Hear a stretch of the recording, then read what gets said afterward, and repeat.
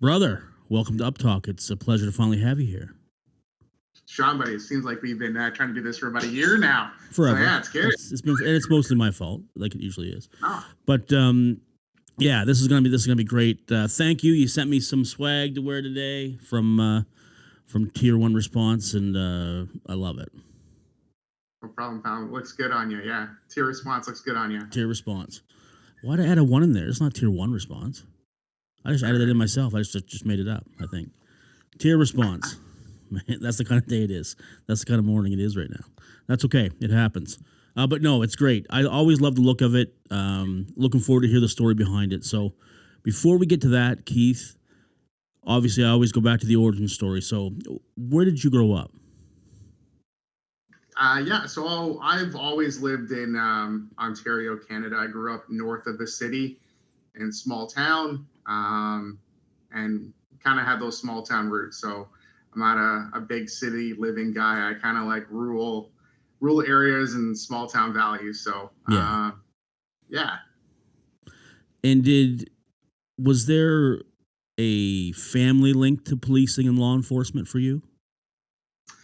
No, there wasn't really any family link to law enforcement. My hero growing up, my uncle, actually, I guess when he was my age, he wanted to be a police officer. But that time there was height restrictions, so Oh, being 5'7", they didn't permit him to be a police officer. wow. So he went through to the firefighter, and was with the city of York as a firefighter, and then pre-amalgamation with all the fire services jumped out. And yeah, I was kind of drawn in to policing as a result of, I guess, some childhood traumas that Okay. I'm learning out now through my recovery, and how you peel the onion and layers and string lines go to all different things. And Yeah. Yeah. yeah, so firefighters is a cool job. I respect that. But my trauma led me to wanting to make sure that people were safe and bad guys were locked up. And Nice. that's why I kind of focus on policing. So from about 16 onwards, that was the focus, going to college and making it to go. Right. So right after high school, is that what you jumped into? Yeah, so I guess at that time there was talk about how you needed to go to college for police foundations because it was going to be the requirement in order to apply. Right. So being young, I was like, well, I'm not going to apply to a police service. I'll go to college and learn. And as I got into the program, it was kind of led to believe then, like, well, it's not a requirement, but it's kind of like a nice to have. So I was like, well, I'm year one of two done. Like, Right. I'm not going to pull the chute. I'm going to finish the program, get the piece of paper, because how bad is it going to look if I go to apply and I fail from a program of something that I want to do? So I took the learning experience and stayed with the college. So yeah, I did that out in Durham, just east of the city in Oshawa. And then upon graduating, it took a little bit longer to get on. So I did some I guess relative work experience working in hospitals, doing security, mental health in the hospitals, which led me to believe that because I worked in healthcare, that having an awareness of what appreciation mental health can be, like it's the stigma, so it can happen to anybody, was enough for me to, when I got on the job, to be enough. And then we know now that's not the case, but no, not near enough. More, yeah. But just to be aware of, just like, and it can happen to anyone. Like, you could be a 6-figure, 7-figure making individual, have a car accident or a traumatic event, boom, mental health strikes you, and it's not immune to anyone. It can happen. That was my it doesn't give a fuck who you are. Doesn't care what you do for a job. Doesn't care about anything like that. How many followers you have. Doesn't care. Doesn't give a fuck. Yeah. Right. But I guess at that young time in my life, it was always like, well, it was maybe linear with genes and family, like health with cancer and other physical ailments that you might have. Like, my thought process was really changed getting in and working with nurses and doctors and seeing it firsthand. That is it probably was very beneficial for you to have done that before getting in, because even if it wasn't even if it didn't make everything else smooth from there on out, it did put it in your head, probably more than Yeah. it would have been. Yeah. And, kind of somebody who really likes just to have conversations with people. I've always liked to talk to people, even if I'm not talking. I like to listen. I like to hear people's stories. So being in the hospitals, having all these patients come in, sitting with them for hours on end because we have to make sure that they're safe and everything like that. Yeah. I heard stories and just seeing people's lives and, how with, proper balance and whether it be medication in that they needed to control, like beautiful human beings these people were, but for short durations, crisis kicks in and they weren't them. But having built relationships with a lot of patients and staff members and stuff like that, like again, like it really kind of changed my output on the way mental health is approached. So that's something when I got on the job, going to those type of calls because we were very much involved in those types of calls on the day to day, just having the ability to not be afraid to have conversations with people in crisis. Yeah, it's huge. That's huge. Yeah. Because, I mean, it goes for all of us, all of the first response community, really. We're not, even though we may know about it and may learn some things about it during schooling or through life experience, we're not really taught how to have that conversation, how to navigate that call when your patient or someone with your patient may be suffering, a mental health, struggle, maybe in the middle of it. We're not really taught how to deal with that person, right? Yeah, I guess my my involvement with being exposed to it so early on in my early 20s before getting on the job really just kind of led me to the understanding that so many people want to help. It's not that people don't want to help. They're, I guess, have their own anxiety in themselves that they don't want to missay anything to make the situation worse. I often talk about that. You're 100% right. They don't want to say something that might put the person into a place where they hurt themselves. And so they're scared. Like, I really want to help them. I don't know what to say, when a lot of the times, and I've had this then, now doing a lot of peer support, humanizing oneself to another person and just having an open conversation. And if I don't know what to say, ask the questions that, what is something you're having difficulty breathing, or you're having this feeling now? What is something that might help you that you can tell me, rather than me try to figure out in my head of what I think you might need. When really you need to ask the questions of what does that person need? And sometimes it might take a little bit, where patience is super important. I think listening. I think you're bang on.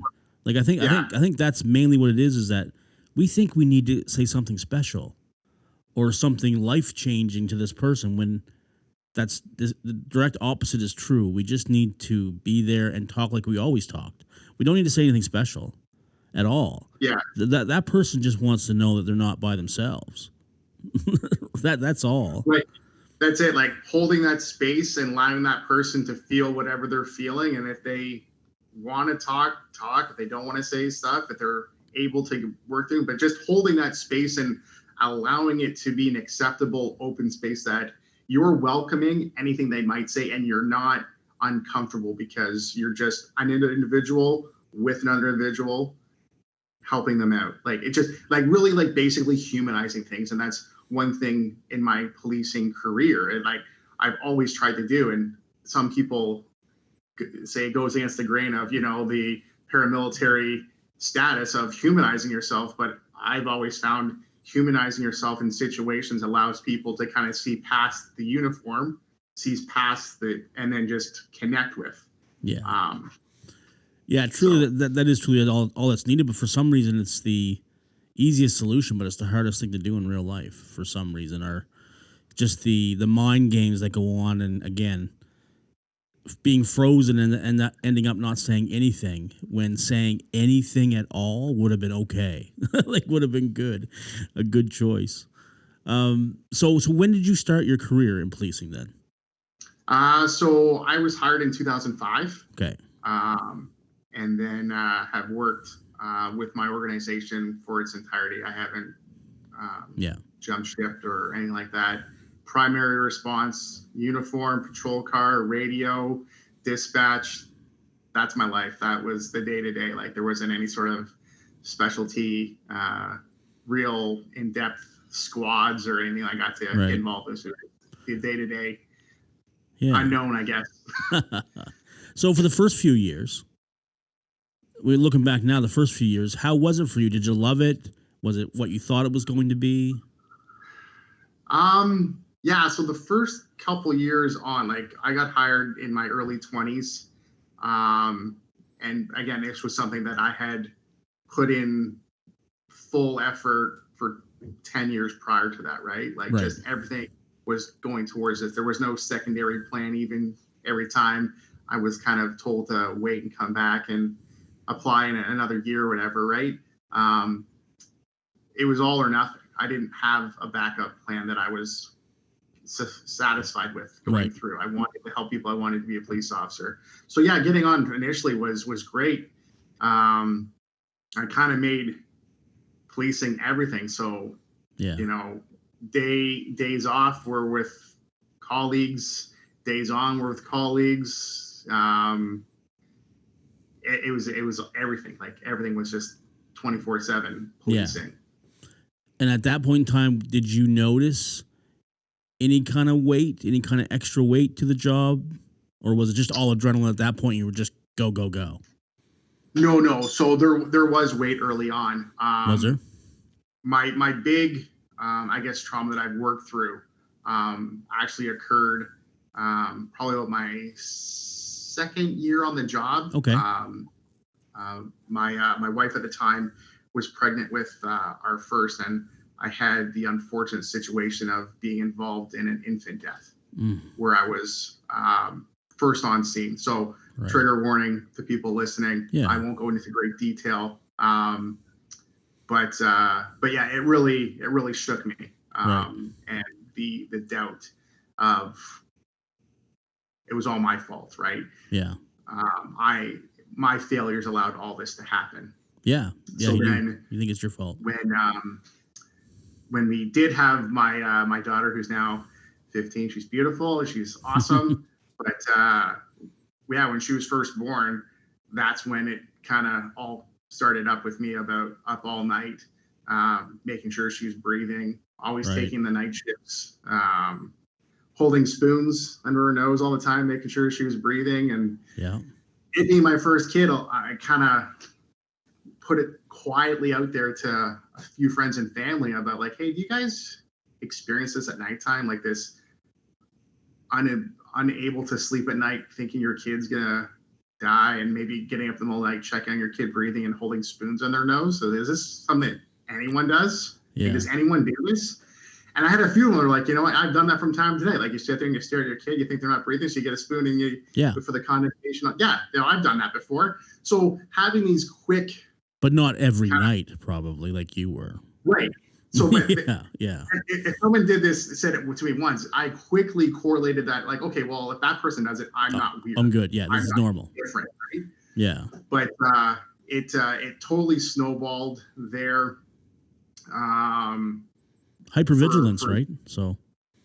Yeah. Severe. And so it was constant. So that kind of rolled into my second daughter that we have. Yeah. And then it went kind of dormant. But then when my son was born in 2015, it just went something different. Like to the point where I'm sleeping on the floor next to his crib. I have him in a bassinet next to me in bed. Like he's not by me, or I'm not by him. Right. Like all the time. And I was like calling in night shifts sick because I can't work because I couldn't be at work knowing that he was at home and I wasn't there. Like it was just to another degree where I couldn't even cope. Right. So, and that was just one factor. There's other things that kind of finally took me to the point where I needed the realization of time off the road, out of the car, not in uniform, not attached to the radio, not attached to the anxiety and stress that goes along with that, and the anger that I was always carrying around all the time. When did that start getting bad? Like, when did it really start getting daily heavy for you? Like, even at work? To the point where you actually realized it, and you weren't just thinking everybody else was being a dick to you. That maybe, I'm the problem. Like, was there that moment? I was gonna say, because I'm not opposed to having difficult conversations with people. I would say in like the fall of 2017, maybe even the summer of 2017, before I went off, so almost like a full year before I went off, really got to the point where, at work, like everything seemed to be an argument. Right. Always seemed that there might have been, I don't want to say super focus on me, but it seemed that I needed to be perfect at work. Paranoid. They were really paranoid. Yeah, always perfect at work. It had to be perfect. Right. Because they're watching you. They're looking to make sure you don't trip up. That's what your mind tells you, right? Yeah. Yeah. And then like I said, I kind of quietly went and tried to and let them know that I was done. Like I couldn't be doing what I was doing. I needed time away. Okay. I know now they're doing better, but for me at that time, I guess I should have seemed flattered, but I was always told I was too valuable to be let go. Too valuable to be let go. Yeah. Right? Yeah. Like, well, who's going to train people, or who's going to be that kind of have that leadership? Who's going to be a soccer? Like all these things, all these skills that I had thought I had trained myself to get better seemed to at this point to escape me from just being somebody who just wanted time away. Not time away. I just wanted time so that I could decompress, so that every day I was going home and I wasn't secluding myself away from my family or my kids, or not wanting to be around. Like all these things, it was just overload, right?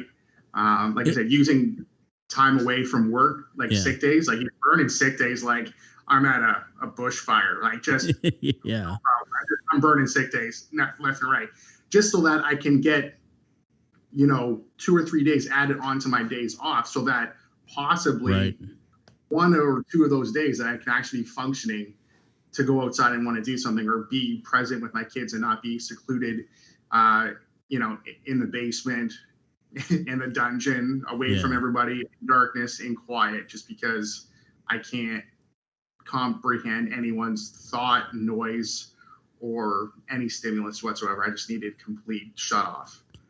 Before you realize that, because obviously there's some point that you're aware that you're doing that. Before that, though, did you think you were doing awesome? Because for me, that's what my experience was. Like, even through struggling, and even though in reality I was a horrible partner, horrible dad, friend, in my head, though, I thought I was killing it. I thought I was rocking it. Like, I was absolutely awesome until the moment came where I realized I wasn't. But your mind tricks you that you're actually, you're killing it, and you're not. I think I kind of had a position where even with like training new rookies and stuff, I was taking the position of going out and buying them. What's that Kevin Gilmartin book? The Emotional Survival for Law Enforcement. Oh, I have that. Yes. Okay. Yeah. So I was buying that for every rookie that I was training. Right. And showing them the importance of identifying these things. Because I saw myself through that entire book. Right. When I read that book, I was seeing it all over the place. Yeah. But I was making sure that they were mindful, they were aware of this, and I was asking them that was a part of their any sort of evaluation, but just as a cop to cop, partner to partner. Right. This is something that I want for their welfare, for them to be reading this book, so we be talking openly about the book and certain things, so that I think they were reading it. Yeah. So I thought if I was just going to suffer, but put that mask on, right? put Yeah. that mask on that we do every day, to be happy for everyone else, to make sure everybody else was laughing, to make sure everybody else was having a good time, to make sure everybody else was cared for, that if I felt somebody else was struggling with something, that I would be that strong version for everyone else, to make sure everyone else was cared for, that everyone else was attended to, and making sure that they were good. Meanwhile, like, I'm just a deck of cards waiting to fall over. I think one of the things that needs to be taught better, and the BOSS program, the Before Operational Stress program through Wayfound deals with this, is this.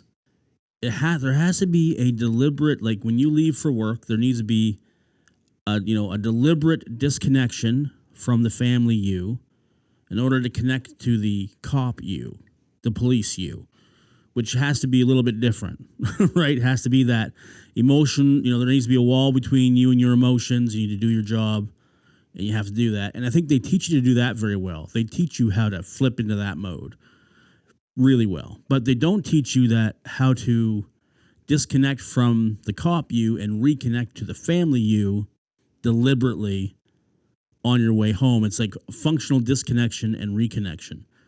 That reconnection, in my opinion, is a lot of what we're missing, because if you try to act emotionally distant and treat your family like patients, for me as a medic, instead of like family members, it doesn't go well. Your family doesn't appreciate that, right? Like, your wife or your partner will not appreciate that mode, right? They need engagement. They need emotional honesty and and trust. And if you can't become an expert at that flip, at that switch back, causes a lot of trouble. Yeah, kids just want their dad. They don't want work dad. They just want dad. They don't give a fuck what you do for work. They just want dad at home. That's it. Yeah. Yeah. Right? And it's good because, we're seeing more and more organizations actually implement that training to new hires, right? That's where it has to go. That's the perfect spot to put it. That's where it needs. And it's absolutely fantastic. But I almost look at this at two sides of the coin, where, organizational institutions were working really hard at doing things at the infancy when new hires come in. Right. So it's almost like cell phone carriers. They're giving this great deal to the new customer. Yes. But the existing customer, the one that's been around, loyal and dedicated, right? That's right. Where's their deal? How do I get the resources, right? Like, I want something to help me. And, I've done the BOS because it was available to us. So I took advantage of that. Nice. But I know through some colleagues, not just with my service, but other services, it's almost in a switch where they're like, I needed this 10 years ago. I needed this 20 years ago. Oh, yeah. And they're not receiving from it potentially what the good that is still there with the program. Yeah, absolutely. There's a little bit of anger and hatred that this should have been 20 years ago. And since I didn't have it 20 years ago, then it's all garbage. Or like, it's just whatever. It's not for me. So I don't know if there's no magic to it, but if there's, this is where guys have to really dive into the peer support aspect, which I think is super vital outside of organizations and services, because organizations and services are very focused on doing the job, right? And the peer support and having external organizations and agencies, their focus is member services or patient services. So I think a lot of the draw from guys and gals with our years of service on like that 10 plus whatever time, really benefit from that peer support that needs to be continued. That there are amazing programs and services out there that I'm always very high to recommend to others. Yeah, for sure. And now, we're lucky now. Because we're so far down the right path. We still have a long way to go, but because I think we're on the right path.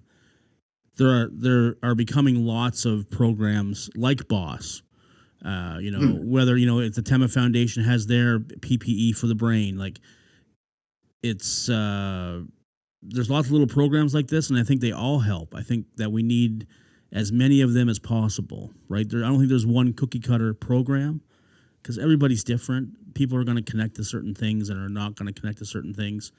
I think we always need alternatives, right? And I think it's getting better because every so often there's a new program or there's some new research. So I think at least there's beginning to be a spotlight on the need for this. I agreed, and I think you're finding more rooms in which you are with, I guess, stakeholders in different areas are more like-minded when it comes to not just having poster talk. Yeah. For a bit of time, there seemed to be the poster support, but when it came to the hands-on, that didn't maybe reflect the way that one would hope. Right. That was, but like I said, a lot of things are doing better. I'm in more rooms now these days with a lot of stakeholders, a lot of upper echelon individuals, and when you engage in somebody in conversation, I have always found it doesn't take much of a conversation for somebody who gets it. Okay, and I'll quotate who gets it, that talks with a certain language or lingo, or the way that somebody who was a big supporter of mental health and advocacy and all that. Like, you can tell quickly that they're not just look at the photo, look at the picture. Like, they're really involved. Like, they get it, right? And it's something you can open up to. It's kind of hard to put your finger on exactly what it is, but when you're in that comfort of another person and having those conversations, that you're quickly able to like see past the bullshit if there's any sort of facade put up there. Like, this person really gets it, me, whatever. Right? I understand that I can open up, or I feel that this is someone that if I was to open up would hear me, not just listen, but actually hear what I'm saying. Yeah, that's true. Keith, when did it come to a point? Was that in 2018 where you finally like put your foot down and you had to walk away for a bit? Yeah, not proud of it. I will speak open about it. But so just after a really traumatic major incident that we had here in the GTA in April of 2018. Right. I was done. Like, I was done before that, but that was like my final, like, I can't come in another day and put the uniform on, because every day it just seemed to be heavier and heavier. Right. So I made a choice, and I'm glad I made the choice. I'm going to stop you for a second, brother, because you said something that you're not proud of it. You should be proud of it. You should be 100% proud of it, because the hardest thing to do is to actually come to that realization and make that decision. I'm proud of you for it. You should be proud of it. But I understand totally why you said that. Yeah, I appreciate that, and the way that you've kind of like tried to stop me from the negative belief system. But I'm glad I didn't follow through with what I was going to do. Understood. In my car, and they were going to find me there rather than come in and go home to my kid. Right. So that's what I never thought I would ever be that low in the hole, that I would have thought that was my only place of peace. Well, I'm going to tell you this. I'm going to tell you this then. I'm even more proud of you now, because the hardest thing to do is to get to that low and dark place, because that's the lowest and darkest place. For me, it's when you start going through all the people in your head that you care about and why they would be better off if you weren't here. You start going through a checklist. When you're in that place, there's no lower, there's no darker place. And to be able to stop that process before it finishes, realize it, make a decision that you're not doing this, telling your brain to shut the fuck up. Yeah. And then start pulling yourself back up out of that place. That's a special dedication, brother. Like, it takes a lot to do that. And I know that personally. Yeah. I appreciate those words. And yeah, so and at that point when I went back and I kind of signed off, I figured my day as a police officer was over. Like I was never Right. going to be a police officer again. Like Right. it was done. I didn't know what I was going to do. I just knew doing the day to day that I was doing that I was done with. So I reached out to a really close friend of mine and an organization that's available to police officers more across Canada now than it was in 2018, but Canada Beyond the Blue. Right. So my local chapter of Beyond the Blue, and I got hooked up with my doctor, and within about, I guess, 6 weeks, that was the wait time to get in. Right. I was seeing somebody at the time, and it just wasn't gelling. Right. But to get in to see this, my doctor now, who I am so grateful to being connected with. Nice.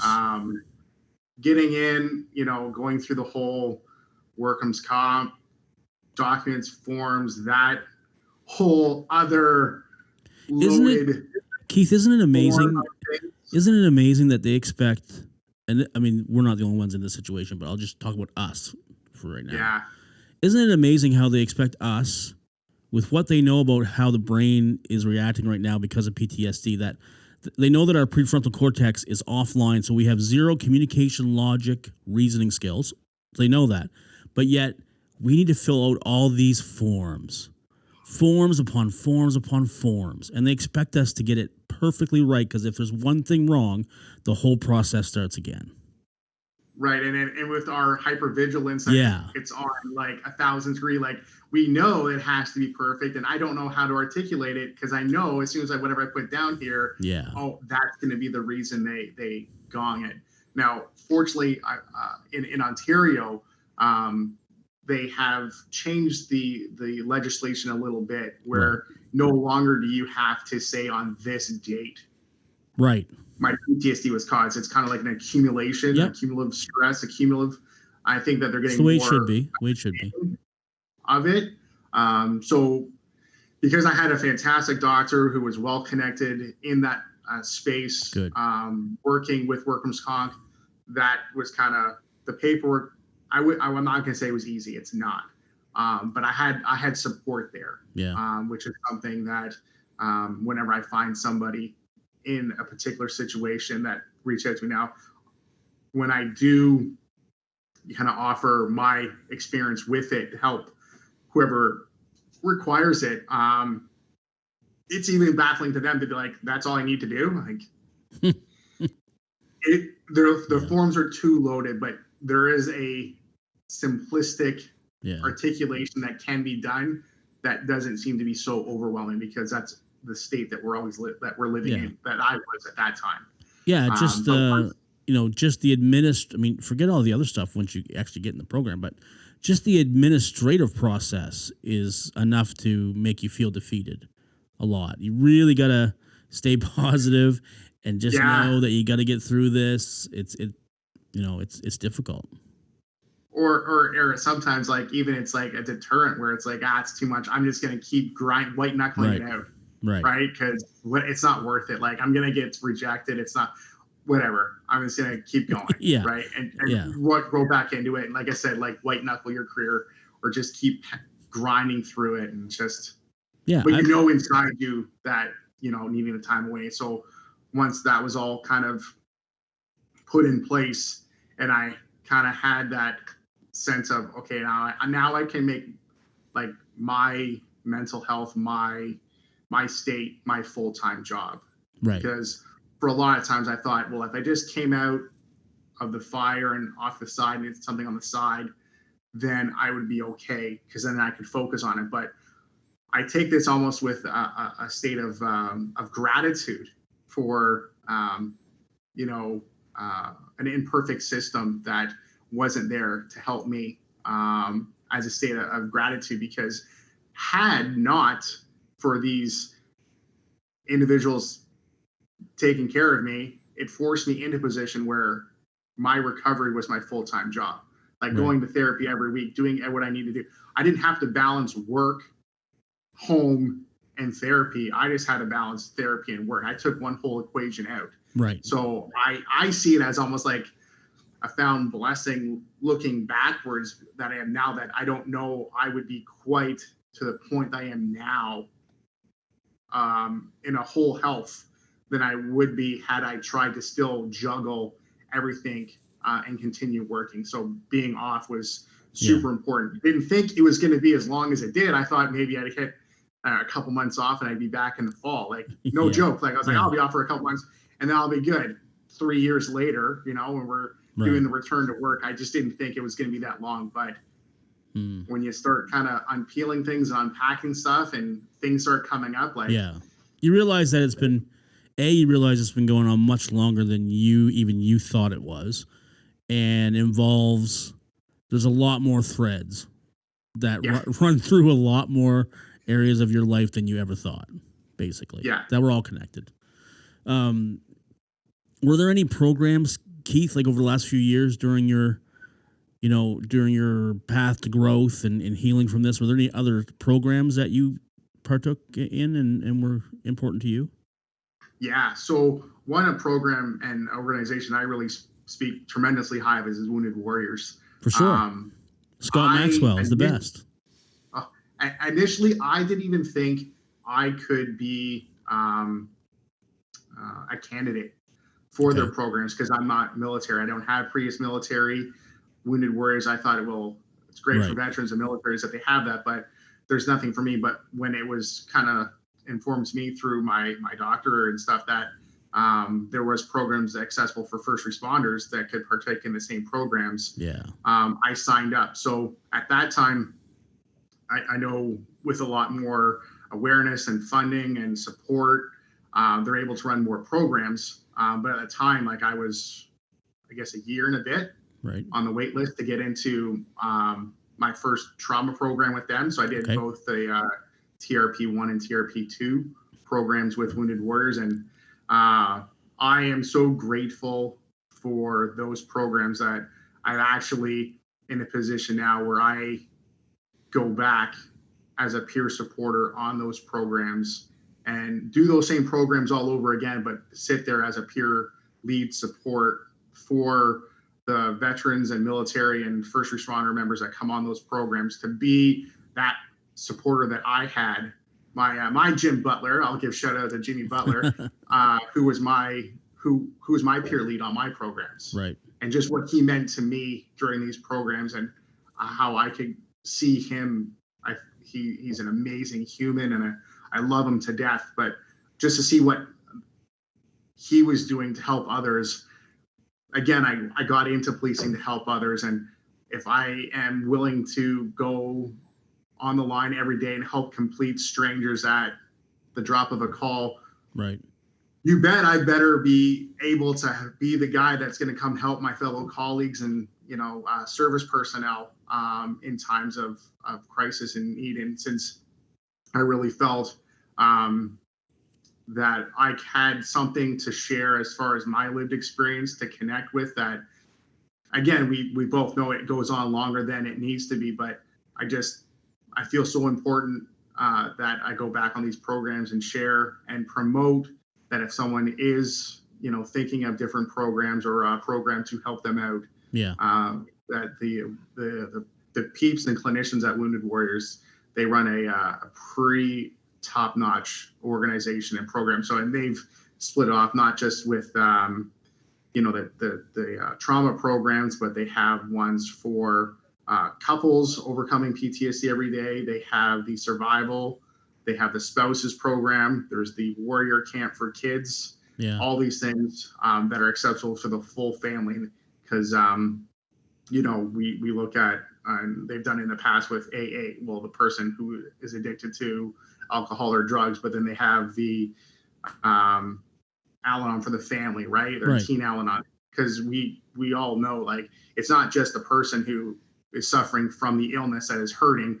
Everyone's hurting. Everyone's being exposed to it, and everyone needs to be supported in the ways that they are. And I'm really grateful for them and what they're doing, and finding along the way that there's other organizations out there doing fantastic things. Camp Practice, boots on the ground, OSI Canada, they're doing some phenomenal things. So I'm finding the more space I'm in here, the more rooms I'm able to connect with organizations, and may not be for me. I may not be able to access the programs or services geographically, Right. or because it might just be for certain personnel, but I always like to keep that Rolodex on my person so that if I am in conversation with somebody, or if I'm in an area that I'm like, wait a second, I can't access this program, but you're here. Hey, here's the card. Here's this person's contact. Those resources to get people in touch. Just to kind of be that connector, right? Yeah, that's beautiful. Yeah, big shout out. I mean, like you said, there's lots of amazing organizations out now, but big shout out to Wounded Warriors Canada. They're one of the top organizations, and Scott Maxwell's a phenomenal, and he's a great guy.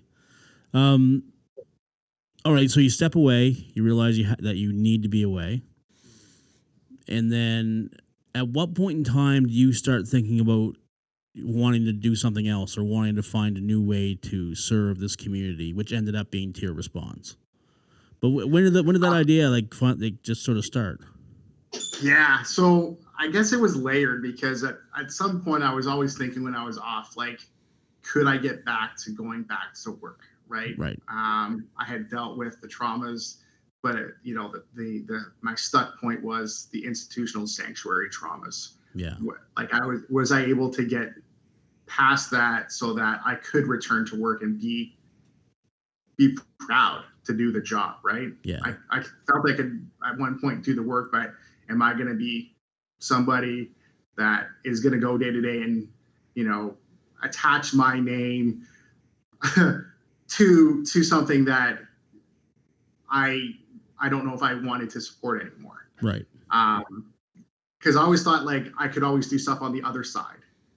But then I didn't quickly make the determination, but I did make the full 100% choice effort that going back to work was going to be a 100% commitment, because I didn't want to look 20 years down the road and say, what if? If I go and do it and I like it, I love it, then I'll stick with it. If it's not, I was at that point where I could accept maybe it's not for me, or to do something else, right? Okay. Because I had such of a growing passion to not just help the community, but help first responders. Like, that was like my focus. Like, I really want to help the guys and girls and people I work with, rather than the community at one point. Like, I really want to work with the people to make sure that they were good. So when I was returning to work, I kind of had this little moment where I was like, okay, well, Keith's going to return to work, and crazy starts with K, because Keith is crazy. Crazy Keith is coming back to work because, this whole assumption of, like, broken toy syndrome, no longer good. We're going to cast you away, maybe use you as a place of, don't be like that. Historically, that's what you'll be the example. And I kind of was like, you know what? I really want to be the guy that I needed 10 years ago. And when I was struggling, I looked around the room, I saw somebody that might have been through something that I went through, and then was back working and was looking, and not just looking as a facade, but like really was a positive, upbeat, supportive role model. And I was like, I really needed that. And if coming back to work, why can't I be that for somebody internally? So that really kind of made the switch of really wanting to come back and be a part of the inner fold of first responders, not just be somebody on the outside trying to get the access because of my connection in the past, but really be present organizationally within to help people around me. So when I came back, I was like, well, what better way can I do to start, giving back and really advocating for mental health? So I sat down with a few guys from Wounded Warriors, and I was like, I wish this program was available to everybody. Like, how do we get this rolling out so that everyone's aware of it? Right. And it's like, well, people have to be willing to come to program, because that's the most important thing about any program, the willingness to be present for the program. We'd love to run it back to back every day, but it costs money. So we need to raise funds. So I was like, well, how can I raise money? I without going out with like a boot and a can, like shaking it, begging for dollars. What can I do? Right. So I thought of Tier Response Apparel Company through some changes here and there. Finally landed on that in about the spring of 2021. Okay. And as a way of, kind of having apparel that would really speak to first responders and really advocate the importance of wearing something that represents mental health, wearing something that really promotes the conversations, the important conversations and the dialogue to open up healthy communication amongst first responders and mental health, not to have it this quiet, dirty, dark secret that no one really wants to talk about, but be proud to wear something that advocates and supports mental health. At the same time, when you're buying the apparel, funds are going back to help trauma programs. And I've, since my start, pinpointed Wounded Warriors, although I've worked with other organizations through events and charities and fundraisers, Right. donating product and stuff like that, so that they could raise funds for, canine services and whatnot. Yeah. But really wanting to speak that mental health is important, and it's something that people shouldn't be ashamed to promote and support. Okay. First question: Do you have any kind of business background before you started this? No. No. Okay. Yeah. And that's why I asked, because even my producer Mark and I were just talking about this morning. It's been on my mind. Like, a lot of us, we need to find another way to serve, right?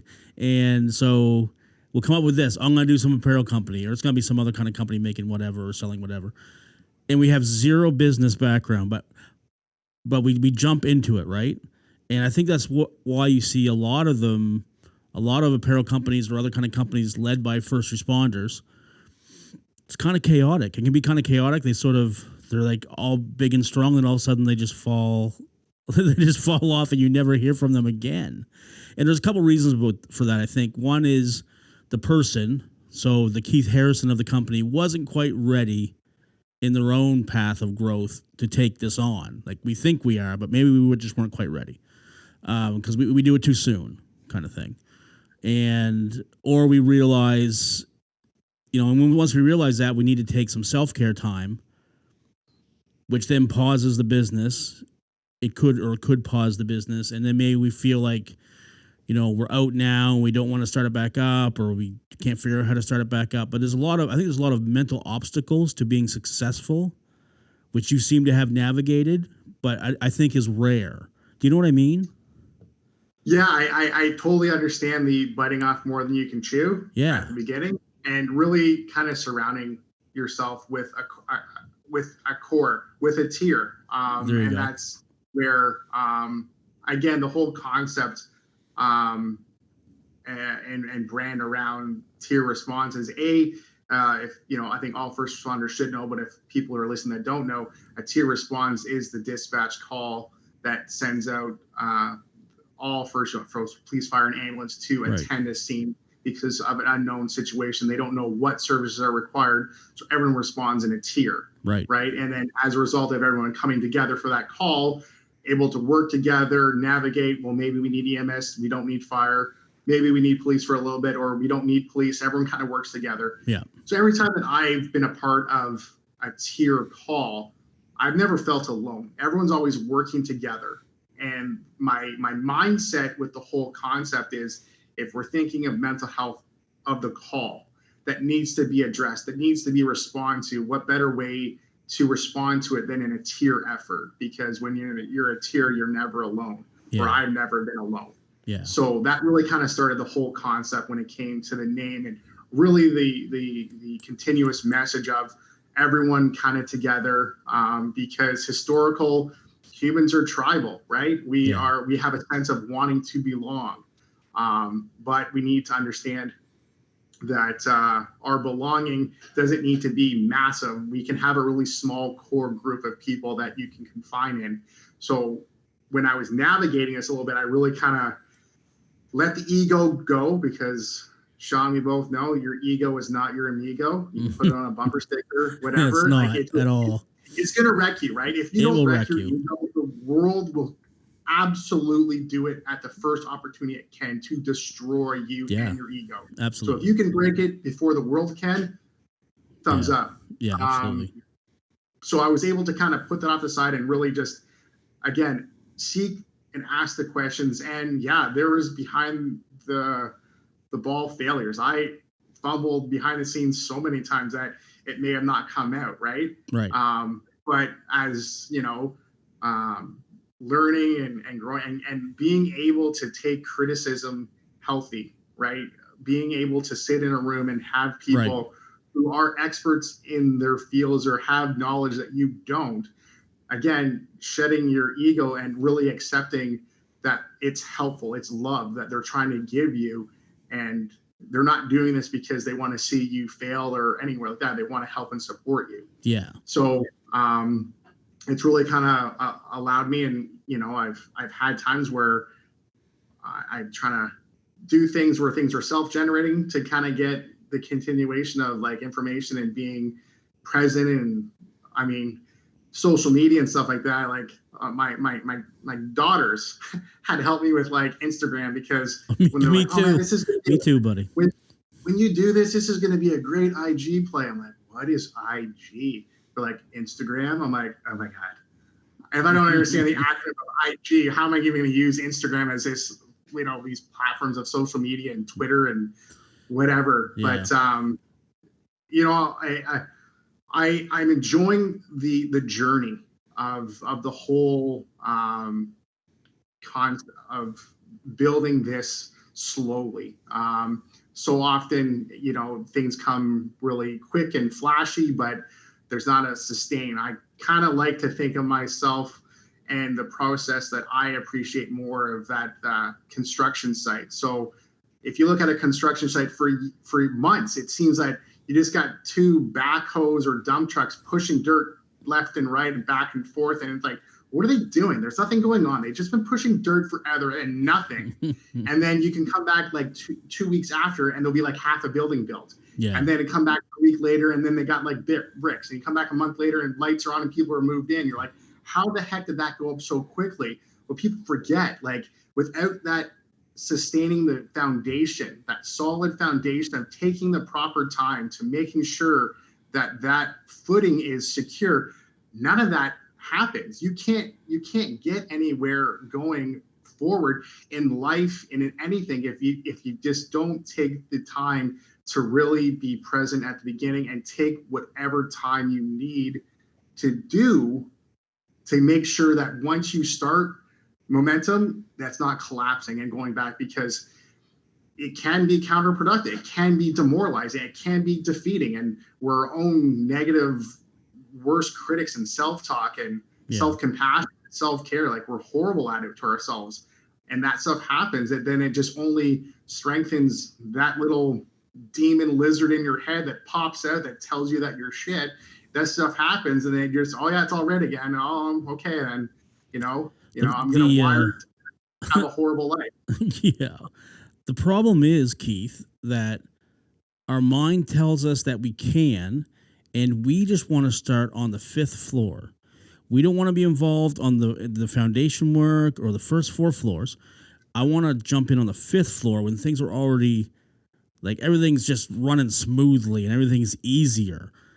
But we don't realize that you have to go from the foundation to the 4th floor in order to get to the 5th floor. There's no other way. There's no shortcut. It's hard work. It sucks. Realize it's going to suck and realize that it's not going to change. You have to do the hard work every single day. And it may get easier because it will become a routine once you do it so often, but it doesn't mean the task itself is easier. Your brain will still tell you every day, oh, you don't have to do that. Take a day off. You were great yesterday. Take a day off. Netflix and chill. You deserve it. You need to really push all that aside and keep doing it every single day without excuses. That's the only way to do it, and that's hard. And Yeah. we don't tend to like that. No, and I mean, it's a bigger problem Yeah. in society where people want to jump to the fifth floor, right? Yeah. I think there's a lot of facades out there. There's a lot of pictures that people think that that's how success Yeah. quickly is, and I think possibly an older school approach of just really having to make errors in life. I know growing up as a kid, riding your bike or walking or doing things like making small mistakes, you learn from that quicker than I can learn from any success. And luckily, I was in a position where I had a lot of support to help navigate these, so that when these did come up, I wasn't so self-destructive when it came to putting that pressure on me. I was kind of in a space that I kind of knew I didn't know a lot about. There was some creativity, there was a message I wanted to get out, but how to get it out the best, most effective way, I didn't know. So I knew I needed to lean that on other people.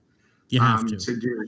And and those are the programs that are successful, is when they bring in, or they have the help of people who are experts in the skills that we are strong enough to acknowledge that we don't have, and finding someone to fill that space. That's when it's successful. But when we keep our blinders on, keep our ego pumped right up, that we can be everything for everybody because we want to be, because that's our nature. But when we hold on to that identity, that we can be everything for everybody and keep going forward, that's when, a catastrophic, decline is coming.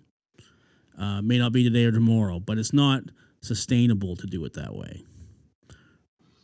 Yeah, no, you're absolutely right there, and I like the approach, again, connecting, even when like I said, going back and peer support on the programs and stuff like that. Yeah. I'm going in not with a presence of I've done that, been there mentality, really, again, humanizing myself, that, this is a day-to-day mindfulness, that at the end of the day, when I journal at nighttime, I like to make notes of things maybe I didn't do as well as I wanted to do, just to allow that space and time so that I can at least recognize it and know that today was my best effort at that, but tomorrow maybe I'll try my best to do better. And that's really all we can do in that. So we're kind of just really letting that go, and being in a place where having dialogue with colleagues and stuff like that, and just how you want to be around energy. I'll tell a quick little story. You knew nothing about this yesterday as we were back and forth talking.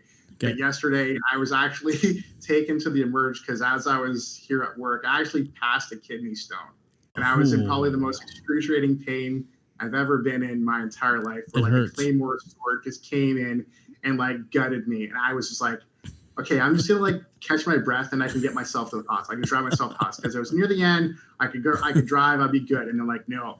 So they ended up calling an ambulance, and everyone was around. I had a lot of support and people coming over and asking me about my symptoms and how I was feeling, and giving me, similar situations that they had gone through in life. And then I kind of went down and I had to the hospital, and they were great. And then I had someone come check up on me, and then I had someone come pick me up and make sure that I got back to get my car, and I got home, and then everything was fine. I had and then I came back in today, and everyone was just like, hey, how you doing? Didn't expect you to be here, kind of giving more information. And I was just kind of thinking before we came on the show here, how absolutely supportive and beautiful that situation. The most pain in my entire life I've ever been through.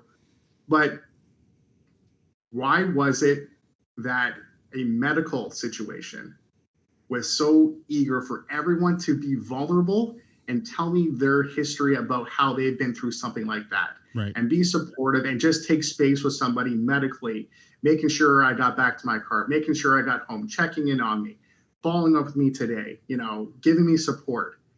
It's going to be fantastic when we give that exact same compassion, thoughts, and attention and detail to one's mental health. that's when I think we'll know that we've actually busted through the barrier of any sort of limitations of acceptance of a whole health society when it comes to people's mental health, especially amongst first responders, that you can be vulnerable in any way that you can be, and there will be support there. Like, I wouldn't want anyone to see me like that ever. Like, I didn't want someone to see me in pain, but I was so vulnerable in that pain that everyone was like, okay. But like, could I be vulnerable to that degree mentally and have a breakdown?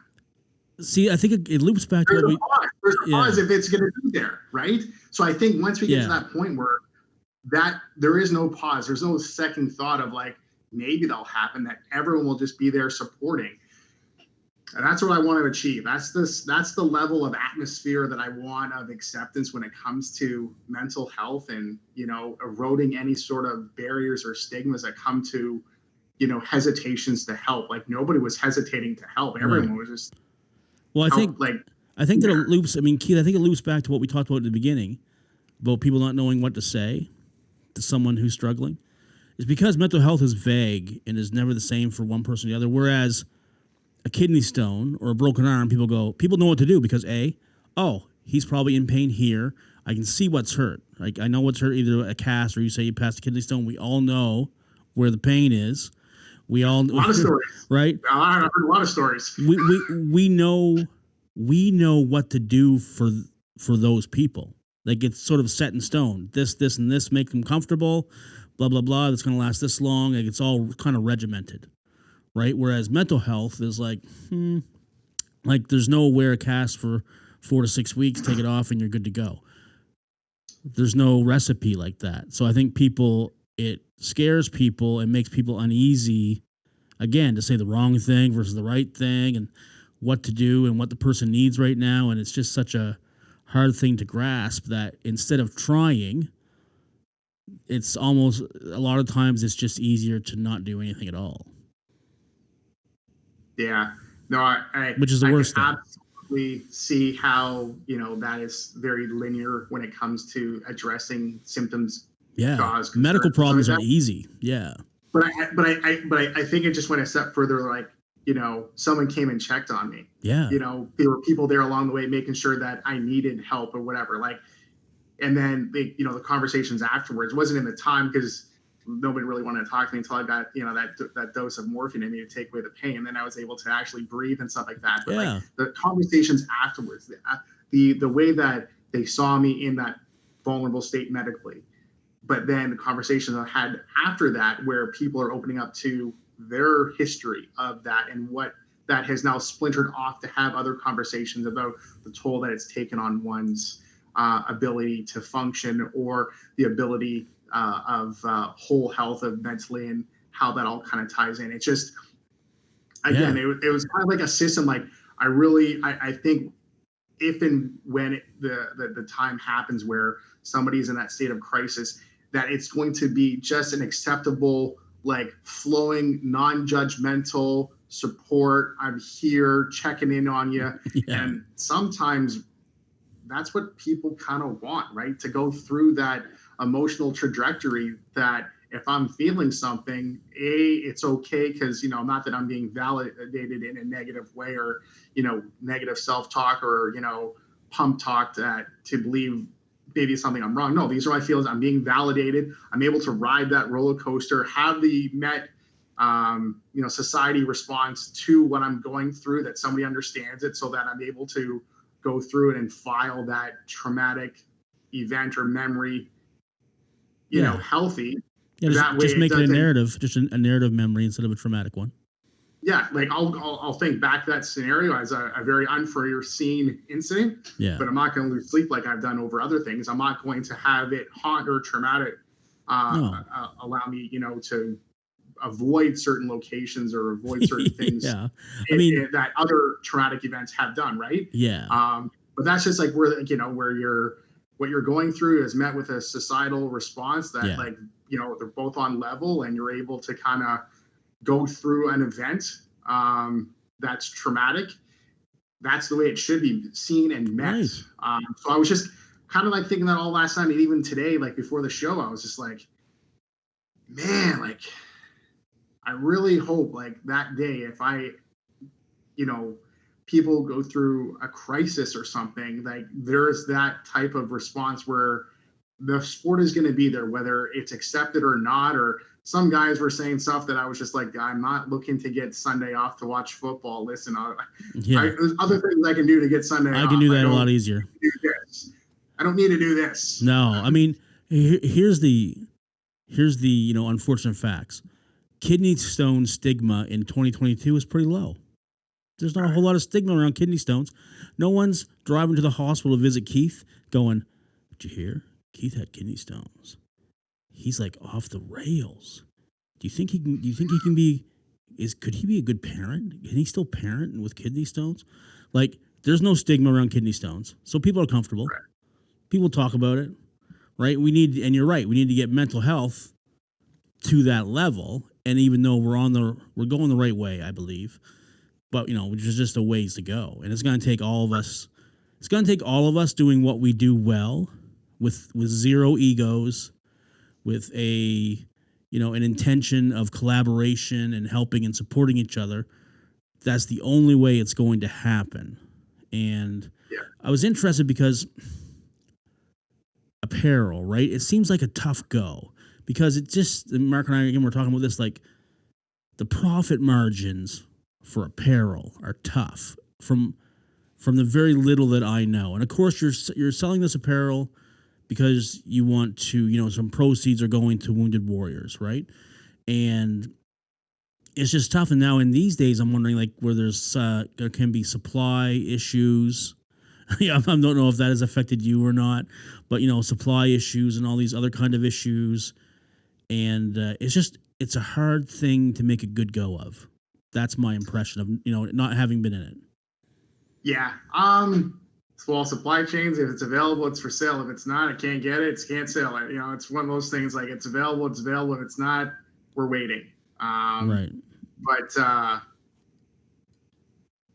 I'm pretty mindful that the time and the effort that it takes for someone to want to invest in something or a cause or spend money on something. And I just hope that, if someone is buying clothing, which people seem to buy all the time, that they see what I'm trying to do, see the efforts that I'm making to connect and link up with fantastic human beings for a much and worthy societal discussion regarding stigmas and breaking the barriers, supporting mental health, wearing something, again, that is engaging, that's going to invoke questions and conversations about the apparel. Initially I just kind of started with the maple leaf and the semicolon, because at that time I didn't really think a lot of people, and for myself, I didn't want to wear things that said flashy, I'm a police officer off duty with my family or my kids, because that might invoke a negative interaction with somebody that doesn't like that, rather than someone supporting or liking what I did. Right. And then it kind of spilled over to a lot of creative effort when people were like, no, I really kind of want to have something that's a little more involved in first responders. So that's where we have the logo in which you're wearing today, with the shield logo, incorporating all the first responder organizations: police, fire, ambulance, staff of Mercury for medical services, Chevron for corrections and military, and then having the presence of that semicolon, because I have really, in my time recovery, heard of this in the past and saw the semicolon as somebody who I guess might have got a tattoo or something, in which they either attempted suicide, thoughts of suicide, and chose, again, if we look at the origin of the semicolon, it's used by authors who are unable to complete a sentence. They're not quite finishing their thought or story. They want to continue, but they need to have a pause or rest. They insert a semicolon so they can continue what they're wanting to say. Totally makes sense. I really strongly feel that semicolon can be so effectively used intentionally, mindfully amongst our day-to-day or in times of crisis, so that, you know, if you're going along in your day and you're not feeling right, something's off, you need to do some self-care, or you need to go talk to somebody regarding your mental health, or you need a time away from day to day. You need a break, inserting that semicolon mindfully, intentionally on your own before we get to trauma, before we get to crisis. Again, still using at that time, because I know, and you kind of connected with me early on about how far that hole can take us, how deep we can be in that struggle of everything I ever thought of. Everyone around me would be better with the benefit checks that one would receive upon my existence in this world. They would be better off. I know now that was just absolute, complete negative belief, and that my presence in this world for my kids, for my friends, is more valuable than any amount of dollars I can put on a check. That's where, I strongly have the semicolon. I believe in the semicolon. There's a lot of people out there doing fantastic things organization-wise with semicolons. People's, again, having that up there, and I think it's a really powerful image that, again, if people who are, struggled with mental health, they see that semicolon, they automatically make a correlation, a connection. So I've had many people just based on the semicolon come up and like, I like your semicolon, and have a conversation regarding a semicolon. Yeah. But that's kind of where I was envisioning, and still envision for future levels and steps with the apparel, is like, that's the conversation I want to have. And sometimes people have based conversation on the semicolon and then found out it's first responders, it's military, and can almost see in their faces and in their eyes when I talk to them, like, they're not big supporters of law enforcement or first responders. They don't support them as much as they would support mental health. But by that time, I've had a 5 or 10 minute conversation with somebody, and it's more than just the two sides. It's more than just there's a bigger deal to come with, and humanizing and getting back to this level of just seeing people for who we are, and connecting with people, and having an understanding, and having a conversation of respect. A lot of times I made that a very prominent thing in interactions, where I want to make sure that I never take someone's dignity and respect away when having a conversation. I can disagree with things with the next person, but I find if you sustain a level of respect in a conversation, regardless if you have two opposite points, you're still able to walk away from that conversation because everyone's been respectful, right? It's good, right? Like, it's good. And the people who see it, they're like, absolutely, I love it. Where can I get it? How can I get it? I need it now. Like, that's great. And I know there are going to be the people that are going to be totally supportive of it, and there's other people that may not be their niche or their level to support it. But I'm never going to get 100% commitment or validation from anybody group in the world. I'm not going to get 8 billion people that I think we surpassed Thursday of this week in the world. 8 billion people loving what you're doing. You're never going to get 8 billion people love everything that you're doing, right? No. You're always going to get a fraction of people that are not going to like what you're doing or not be on board, right? That's okay. I'm not going for 100%. You look at it quickly, politicians, who's ever got 100% of the vote? Yeah. Nobody ever. Nobody. There's no one ever got that. So I know there's going to be people that are not going to be supportive, but I know my focus is going to be on the people who are going to be supportive. And so far, there's been a few, and I'm looking to always connect with more and organizations. And like I said, if I'm able to help them out in any way I can, whether it be learning about their organization, supporting them, and passing on resources, because I think the more I learn about different organizations, again, it may not be something that I might be able to benefit from, but that doesn't mean I'm not going to want to be opening up to learn about it. That may be able to help somebody else. Yeah, for sure. I mean, where do you want this to go? Like, are you happy so far with the response that you received for tier response?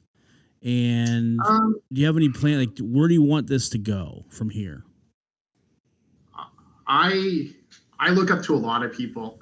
Um, I look up to individuals like you, Sean, who have a platform and a podcast that are doing things. I've always saw tier response and the apparel being a vessel of carrying a message. Mm-hmm. I really think sharing my lived experience, sharing what I have gone through to help support others is the higher um, meaning of what my intentful purpose is to going forward. This Keith 2.0 that I will always give credit to my occupational therapist during my time with her when getting to doing some exposure training and stuff like that and exposure therapy. Right. This new version that I was kind of being like, I can never go back and be Keith. That guy never exists anymore. I had this improved version that I've taken the good and added, or the bad and add some good to it. So, really kind of being there, always, wanting to reach out and talk to people on an organizational level, a community level, and really kind of having the apparel as a way of raising funds. So if people are believing in supporting something, there's a lot. There's a I don't know, I wouldn't say a lot, but there are other apparels out there, and Yeah. hey, awesome, good on you. Like, We need everybody. We need a lot. We need different it's options, right? not everyone's wearing Nike, not everyone's wearing Adidas. That's right, for They're, sure. they're, but I hope I wouldn't say I'm content at the Good. levels, Yeah. because I want really big check presentations with organizations to say that I was a part of this tier response, was a part of raising this money for you. Right. So the more organizations I can get with, trying to connect with conferences and different things that were, tier response can be on display as being a part Right. of the link in the change for change of the better together. Like Yeah. I'm all about linking up with other individuals and organizations and being a healthy ally in the cause and the response for mental health for first responders and military and overall mental health. Then that's where I want to be. So Yeah. I know it's going to take a lot, but I'm pretty committed at being raw and real with individuals, and not being shameful of anything that I have been through. Right. I know what that's done for me, and holding that does nothing good. So No. yeah, No, it makes sense. We I mentioned it. wanted to Sorry, go ahead. I want to be around my head. Yeah, yeah. You explained it really well, the whole semicolon thing. I want to give a shout out because I know that one of the organizations that you really support, even though you're not partnered with them, is Project Semicolon. So I just want to give a shout out to them. And you explained that whole thing really well for people who don't know what the whole semicolon represents. But I know you were saying that's one of the organizations that you're passionate about. Yeah, no, they do fantastic work. And like I said, I haven't had any intimate dealings, but I'm always there to shout out. Like, even like wearing red on Fridays for Red Friday everywhere. Remember Yeah. everyone deployed, wearing red on Friday. That's something that I'm pretty big of. I've had a little bit of exposure with that organization and trying to bring awareness for all the great things that they do.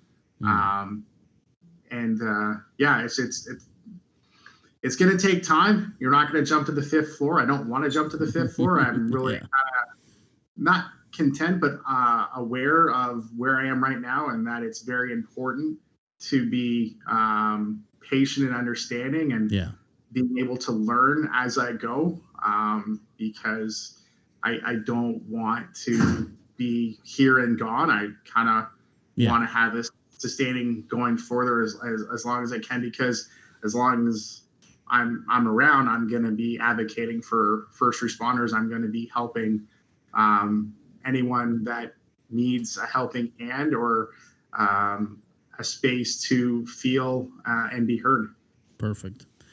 Beautiful. So, Keith, what are some of the things that you do now in your daily routine that you have added for your wellness in order for you to own your own growth? What are the things that you maybe don't want to do every day, but you know you need to do every day? Get out of bed when I'm tired. Yeah. That's a big one. No, but like starting the day. So one thing, and it might sound, it's not easy to implement. It really isn't. It can be easy to implement, but it's really hard to make it a routine. Is having what I call the 5-second rule, and I don't mean food falling on the floor and being able to pick it up before it's not good to eat. Right. Not that 5-second rule. Yeah. I implement this 5-second rule where I have a thought if I want to do something. And I internally count to 5. Okay, I want to get up. I'm struggling to get out of bed in the morning. Oh, I don't want to get up in the morning. I don't want to get up. All right, I'm going to count to 5. When I get to 5, I'm up.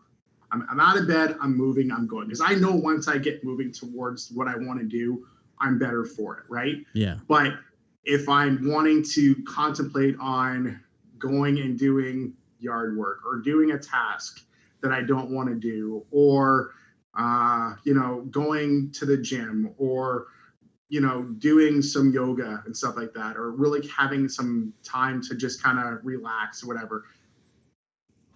Doing this little 5-second rule that I have and making, as soon as I hit the 5, going forward and doing it, I find there's not time to talk myself out of doing something, which we can easily and usually win it out every time, talking yourself out of doing something rather than talking yourself into something. That's a great tool. That's a great, that'll help a lot of people. That'll help me. I'll start doing that. Because, that happens every day. Every day is filled with little tiny micro crossroads all day. And you're constantly choosing right or left, right or left, right or left. And usually we take the easier one, whatever one is easier. Or whatever one's going to give us the most instant gratification, because a lot of times we're feeling really bad, or we're really sad, or we're lonely, depressed, anxious. So we need that. Even though it's only going to last for a little bit, we want that instant gratification, that instant sort of pick me up, just so I can feel good for a couple minutes. And then, even though it's going to be gone, right? That's a really important one. That's a good one. And I know you mentioned journaling. I know you mentioned that you journal at night, right? Yeah, that's huge. Yeah. And I had some dealings with how to journal early on, but I have an amazing friend. I'll give shouts out to Jessica Frazier. Okay, shout out to Jessica. Courage to Change. She has a journal that I use that she designed. Right. And it's really journaling with intention. What's it called? So it's not where, I guess in the old days, where maybe the Dear Diary, blank pages, whatever. I've done a lot of that, but a lot of this is just intentionally mindful journaling, where it's with intent of highlighting your day. I think so many things in our days, we don't, as a society, celebrate wins, right? Right. When we do good at work and stuff like that. Sean, you did a great job saving that person's life. Well, yeah, that's my job. I'm supposed to save their lives. That's what I trained to do. Yeah. Right? Like, I'm not supposed to let them die. That's not the objective of the goal here. The goal is to save them, right? Yeah. But there's a way in which you did it that maybe others wouldn't, or maybe others wouldn't be as successful, or there's just a celebration on the day-to-day that you do good every day. I don't need to get a trophy for everything. There's none of that society that I'm believing in or whatever. But we just need to be proud of our small wins, because we are so quick to label, blame, and defeat and judgment on failures. Just kind of keeping in that mindfulness space of celebrating wins. And then, like I said, at the end of the day, when I do journal, just having a space and a time in to reflect on something maybe that I can give space for, not to beat myself up over, but just to acknowledge that it wasn't my best, and just to make space and hold the notion that tomorrow I'm going to do better, right? Yeah. So that's another big thing. Having self-care when it comes to making sure, my body is right. So having, whether I be going for a massage or chiropractor or going to a naturopath, going to have a workout, whether it be just, a walk, or if it's more intense being a run or a workout or having yoga, all these small things, just letting the stress out, letting the endorphins go, kicking those in, being mindful of that, experiencing, when it comes to eating, so many years I've had horrible gut health, like horrible gut and stuff. And, through education and research, and they say there's a correlation from your gut right to your brain for your overall health. Yeah. So making the intentional, that I'm not going to just be eating really crappy. If I have a chance to have lunch, am I going to put something good together that's going to help me in a good way, or am I going to eat crap? Right. Yeah. And kind of making those mindful choices and having those small things in there. Maybe on someone on the outside looking right now, really struggling, kind of be like, that seems impossible, or that seems this or that, whatever. I've always kind of in a position now that whatever it is that can bring you joy or that brings you happiness, because really that's at the end of the day what everyone really wants. Everyone just wants to wake up and be happy and have joy in their life. Whatever that is that you're able to find that brings you joy, as long as it doesn't hurt you, it doesn't hurt anyone else. Yeah. Right?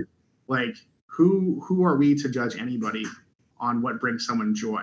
Right. If it brings them joy and they're not hurting anybody and they're not in a case of any danger, who cares? I'm not judging that. No. They're living the greatest life, right? That's right. I might do something that people might find that might be a little weird or whatever. Yeah. Does it matter to me? No, because it brings me happiness. It doesn't matter to you. It doesn't bring you joy, that's fine, but it doesn't matter because it brings me happy. It's about me having that and makes me be a better person on the day-to-day, because when I experience that, I'm able to go out and be a better person for the world. I'm better be a person for my kids. I'm a better dad for my kids. I'm a better friend. I'm a better person to be around if I have these small joys. Right. And if that does that for you, awesome. Like that's what it's about. That's what life's about. Yeah. Well said, brother. If people want to contact you, Keith, and contact Tier Response, where can they find you? How can they do that? So I earlier. So I'm on Instagram at TR_Apparel Co. Also on Facebook. There's the website tierresponseapparelcompany.com. On there, there's all the contacting forums where you can get a hold of me. There's also the link for the shops and what we're up to, as well as, and I can't wait to put it up on the website, the link to this podcast to enjoy the conversation you and I are having. So on the site, there's other podcasts that I've been a part of that if you're certain platforms, you're able to go on the website and listen to them right there. Perfect. I got 3 questions for you to get you out of here, Keith. All right. First question, what are you doing right now? Because I know you're at work right now, right? Yeah. So right now I'm off the road and I just do general report intake. Okay. And perfectly comfortable, happy, feeling that what I do is purposeful and connecting with people, even though it's on the phone. I do still believe I have a way of making people feel that a new way to serve, brother. You got a new way to serve. Yeah. Right? Which is the big thing. Shout out then, because I know you were supposed to start your shift and your employer let you start late to do this podcast. So shout out to them. That's awesome. Yeah, perfect. Second question is, how are you? Like, how would you say you're doing today, really? Coming into today, probably after the first hour, I would put myself at a 10 out of 10. Oh, wow. Maybe not so much. Okay. I would say maybe earlier in the week. There's still a lot of things going on with me behind the scenes, and I'm trying to navigate and explore and find resolutions to that will bring me overall peace with my kids and myself. Right. And I know that's just going to be a time that it's going to just have to go a course, and I'll just have to not rush that because it will eventually work itself out.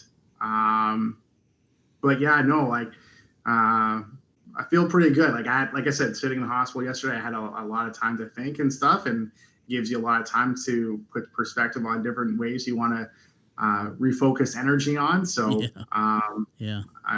I'm doing a little checklist on that. Perfect. For sure. Beautiful. Third question, last question.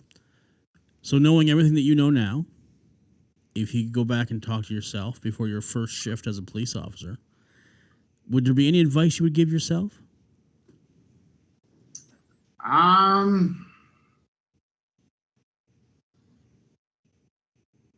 Yeah. I think everyone understands and knows who their true north compass is. And I would strongly encourage everyone at any time to listen to that internal compass, because most times it's correct. It's our brains that are talking our way out of, whether it be going against our moral values, doing something out of pressure to please somebody else, breaking a personal boundary because you don't want to offend or hurt, or you want to overplease. Yeah. It's not a bad thing to stick to one's principles and moral compass and deal with possible what is crowd noise that doesn't matter. Well said. That's awesome. It's perfect. It's good advice. Brother Keith, it's been an awesome time chatting with you. I'm so glad we made this happen. I thank your employer for making it available for you to do this, but for you taking the time. Thank you for your work. Thank you for your service, and that led to Tier Response Apparel. Thank you for that. I got the great swag here I'm wearing today. I'll wear it with pride, but thank you for doing what you're doing. Keep doing it. We need it. We need you to keep doing your work. You're an important piece of this whole puzzle. And it was my honor to talk to you today. Sean, buddy, it's been an absolute pleasure. And I'm really glad that we've been able to do this because, like I said, we've been kind of having small conversations here and there. We finally put it together. Yeah. Regardless of how it came together, it came together. So it's beautiful. I appreciate the podcast and, the guests that you have on and the conversations you have to, move the needle and conversation towards more acceptance. Every little bit helps. So please don't stop what you're doing, because I don't want to pick up other people's podcasts. I just want to listen to yours. Oh, we'll have to save that snippet, Mark, for sure. Anyway, thanks, brother. It's my pleasure. It's the honor's mine. My guests are always fantastic. I've learned so much from them, and you're included. But thanks. Keep taking care of yourself, brother, and those around you. Congratulations at finding a way to get back to work. That's huge, and I wish nothing but success. Thanks, pal.